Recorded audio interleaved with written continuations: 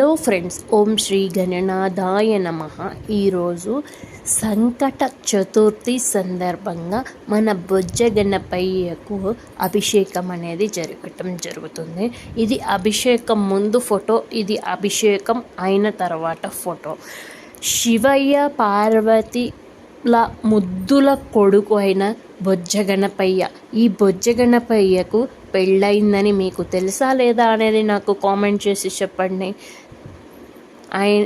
ఈయనకి 2 భార్యలు అయితే ఉన్నారు. సిద్ధి, బుద్ధి అనే భార్యలు అయితే ఈయన భార్యల పేర్లు. సిద్ధి, బుద్ధి, వినాయకుడు అంటారు కదా, అలాగే సిద్ధి, బుద్ధి అనేది ఆయన భార్యల పేర్లు.